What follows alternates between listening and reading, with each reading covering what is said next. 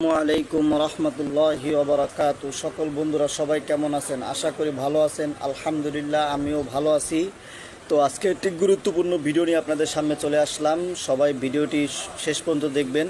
আসলে শেষ পর্যন্ত না দেখলে আপনি কিছুই বুঝতে পারবেন না ভিডিওর কিছু। আমরা এর আগের ভিডিওতে দেখেছি মসজিদে প্রবেশ করার সময় কোন দোয়া পড়িতে হয়। এখন আজকে আমরা জানবো যে মসজিদে যেহেতু আমরা প্রবেশ করেছি, তখন মসজিদে প্রবেশ করার পরে আমাদের কি করণীয়, কি করতে হয়, এটা আমরা আসলে অনেকে জানি না এবং আজকে জানার চেষ্টা করব ইনশাআল্লাহ। তো আসুন জেনে নেই যে মসজিদে প্রবেশ করার পরে কি করতে হয়।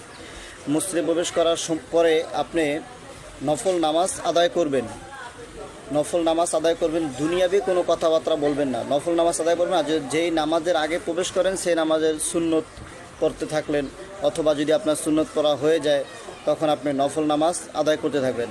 আর যদি নফল নামাজ আদায় না করেন, দুনিয়াবি কোনো কথাবার্তা বলবেন না। অন্যথায় আপনি একটি ছোট্ট দোয়া পড়তে পারেন।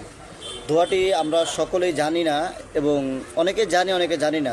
যারা না জানি তারা তো অবশ্যই শিখে নিব, আর যারা জানি তারা আমল করার চেষ্টা করব ইনশাআল্লাহ।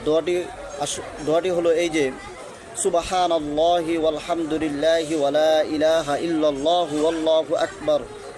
এই দোয়াটি সকলে আমরা পড়ব যখন আমরা মসজিদে বসে থাকি। দুনিয়াবি কোনো কথাবার্তা বলবো না, নফল নামাজ পড়ব। অন্যথায় এই দোয়া পড়ার চেষ্টা করব। আসলে মসজিদ আল্লাহর ঘর, মসজিদে দুনিয়াবি কথাবার্তা না বলাটাই উত্তম।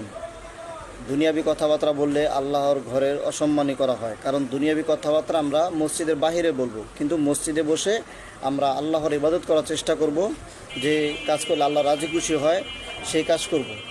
যে অথবা আমরা কোরআন তেলাওয়াত করলাম বসে বসে, অথবা নফল নামাজ আদায় করলাম, অথবা আমরা কাজা নামাজ আদায় করলাম, যে কোনো আমলের মাধ্যমে থাকবো, কিন্তু দুনিয়াবি কোনো কথাবার্তা বলবো না।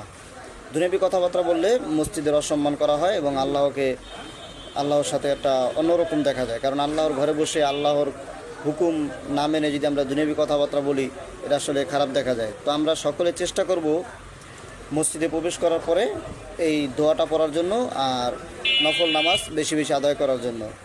যাদের কাছে ভিডিওটি ভালো লাগে অবশ্যই লাইক কমেন্ট শেয়ার করবেন। যারা ফেসবুক থেকে দেখছেন অবশ্যই ফলো করে রাখবেন, আর যারা ইউটিউব চ্যানেল থেকে দেখছেন অবশ্যই আমার চ্যানেলটি সাবস্ক্রাইব করবেন।